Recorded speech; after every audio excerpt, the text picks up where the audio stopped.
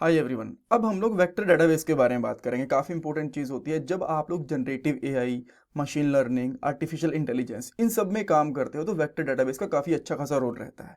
इस पार्ट के अंदर आपको आइडिया लग जाएगा वेक्टर डेटाबेस क्या होता है, कैसे इसका यूज़ करते हैं, कैसे ये काम करता है, सब कुछ। सबसे पहले मैं आपको बताऊंगा वेक्टर डेटाबेस ये होता क्या है, कैसे ये नॉर्मल डेटाबेस से अलग होता है जो कि माइस्क्यूएल, ओरेकल, एसक्यूएल सर्वर, इनसे कैसे ये अलग होता है, क्यों इसकी जरूरत पड़ती है, कैसे ये काम करता है। कुछ पॉपुलर वेक्टर डीबीज के नाम भी मैं आपको बताऊंगा। इंटरव्यू क्वेश्चन डिस्कस करने वाले हैं। नोट्स, कोड, प्लेलिस्ट का लिंक आपको डिस्क्रिप्शन बॉक्स में मिल जाएगा। और लास्ट के कुछ पार्ट्स के अंदर, इस सीरीज के लास्ट के कुछ पार्ट्स के अंदर हम लोगों ने एम्बेडिंग के बारे में बात करी थी। एम्बेडिंग कैसे हमारी हेल्प करती है सिमिलरिटीज वगैरह को फाइंड आउट करने में। सो जो ये एम्बेडिंग थी ये वेक्टर डीबीज के अंदर भी काम आएगी। अब पहले क्वेश्चन पे चल लेते हैं कि वेक्टर डीबी होते क्या हैं। देखो, स्पेशल टाइप के डेटाबेस होते हैं जो डिजाइन करे गए होते हैं store and search for vector embedding. जो एम्बेडिंग हम लोगों ने पढ़ी थी ना, आपको पता होगा एम्बेडिंग इस फॉर्म के अंदर रहती है। जैसे हमारे पास ये एक स्ट्रिंग है, सो ये इसकी एम्बेडिंग जनरेट होती है न्यूमेरिकल फॉर्म के अंदर, ठीक है।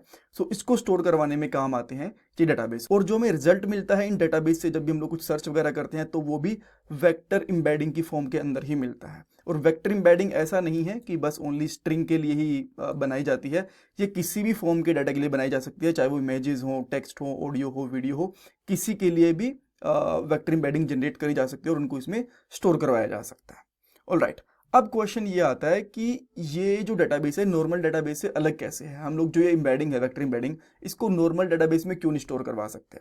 देखो, दोनों का बिहेवियर बिल्कुल अलग होता है। जो हमारे पास एसक्यूएल या फिर नो एसक्यूएल डेटाबेसेस होते हैं ना, मोंगोडीबी हमारा होता है नो एसक्यूएल डेटाबेस, और जो एसक्यूएल सर्वर है, ओरेकल है, माइस्क्यूएल है, ये हमारे एसक्यूएल डेटाबेसेस होते हैं। तो देखो, इनके अंदर जो हम लोग डाटा को स्टोर करवाते हैं ना, वो एक स्ट्रक्चर्ड फॉर्म में रहते हैं। तो टेबल की फॉर्म में रहते हैं। अगर टेबल की फॉर्म में नहीं रहते हैं तो स्टिल एक प्रॉपर स्ट्रक्चर्ड फॉर्मेट के अंदर ही स्टोर होते हैं। और जैसे कि यूजर का डाटा हो गया, ऑर्डर्स हो गए, ट्रांजेक्शन हो गए, इंप्लॉयज का डाटा हो गया, कंपनीज का डाटा हो गया, इस तरीके से। बट जो वेक्टर डाटाबेस होता है ना, ये न्यूमेरिकल रिप्रेजेंटेशन होती है। कुछ ऐसा डाटा जाता है आपके डाटाबेस के अंदर। और अगेन, ये कोई स्ट्रक्चर्ड फॉर्मेट नहीं रहता या कि यूजर की टेबल वगैरह नहीं रहती। यहाँ पे डाटा टेक्स्ट भी हो सकता है, इमेज, ऑडियो, वीडियो, किसी भी फॉर्मेट का डाटा हो सकता है। और उसकी जो न्यूमेरिकल रिप्रेजेंटेशन होती है उसको हम लोग वेक्टर डीबीज के अंदर में स्टोर करवा के रखते हैं, ठीक है। कुछ ऐसे फॉर्मेट के अंदर हम लोग इसको स्टोर करवा के रखेंगे। और हाँ, एक चीज और, जब हम लोग नॉर्मल डेटाबेस में से डाटा को गेट करते हैं ना, तो हमें प्रॉपर मैचेस मिलते हैं, ठीक है। अब मान लो आपको एक आईडी के बिहाफ पे किसी का डाटा लेके आना है कि इम्प्लॉय आईडी 10 की हमें डिटेल्स दो, या फिर जो जो हमारे पास अनिल नाम से यूजर्स हैं उनके डाटा दो डेटाबेस में से, उस तरीके से काम करता है। बट वेक्टर डेटाबेस इस तरीके से काम नहीं करते।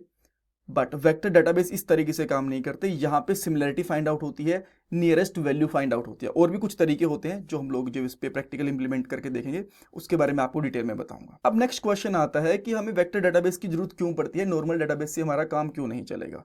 देखो, जैसा मैंने आपको बताया, नॉर्मल डेटाबेस के अंदर एक स्ट्रक्चर्ड डाटा स्टोर करते हैं हम लोग। और यहाँ पे कोई भी डाटा हो सकता है, वो इमेज भी हो सकती है, ऑडियो भी हो सकती है, वीडियो भी हो सकती है। तो अगर आपको ऑडियो, वीडियो, टेक्स्ट, ऐसे जो कॉम्प्लेक्स डाटा होता है उसके अंदर सिमिलरिटी फाइंड आउट करनी है, नियरेस्ट वैल्यू फाइंड आउट करनी है, वहां पे मैचेस देखने हैं ना, तो आप लोगों को वेक्टर डेटाबेस, इस तरीके की न्यूमेरिकल रिप्रेजेंटेशन के अंदर डाटा को स्टोर करवाना पड़ता है डेटाबेस में, ताकि आप उसको इजीली मैच वगैरह करवा पाओ।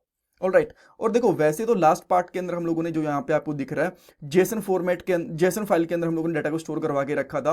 बट देखो, अगर बहुत ही कम डाटा है तो पॉसिबल है कि आप लोग जेसन वगैरह के अंदर भी रख सकते हो इस तरीके की एम्बेडिंग जनरेट करके। बट जब डाटा हमारे पास बहुत ज़्यादा होता है तो आप लोगों को एक एक्चुअल डाटाबेस की जरूरत पड़ेगी ही पड़ेगी।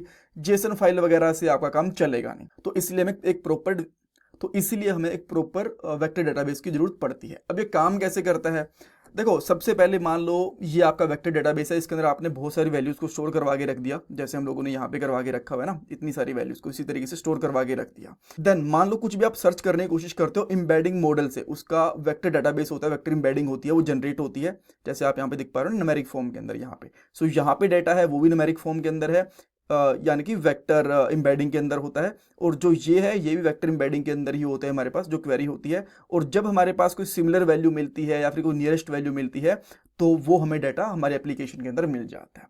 तो ये इस तरीके से चीज़ें काम करती हैं।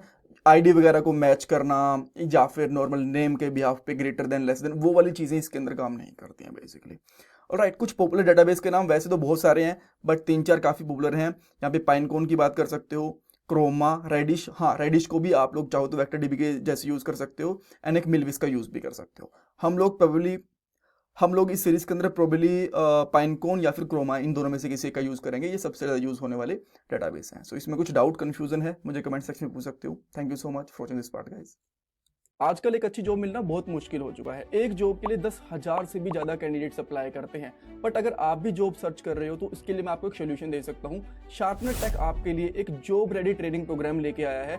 इसके अंदर आपको बेसिक से लेकर एडवांस तक ट्रेनिंग मिलेगी, प्रोजेक्ट्स करने को मिलेंगे, मॉक इंटरव्यूज, रिज्यूमे में हेल्प, बहुत कुछ मिलेगा। और उसके बाद आपका कंपनीज में इंटरव्यूज भी करवाया जाएगा। और सबसे सही चीज़ ये है कि आपको पेमेंट जॉब लगने के बाद करनी है। और अगर आपकी जॉब कहीं और से लगती है तो आपको पेमेंट करने की जरूरत भी नहीं है। सो डिस्क्रिप्शन बॉक्स में मैंने लिंक प्रोवाइड करवा दिया है, वहां पे आपको नाम और आपका नंबर ऐड करना है। देन हमारी तरफ से आपको कॉल आएगा और बाकी की डिटेल्स आप वहां पे पूछ सकते हो। So check out the description box.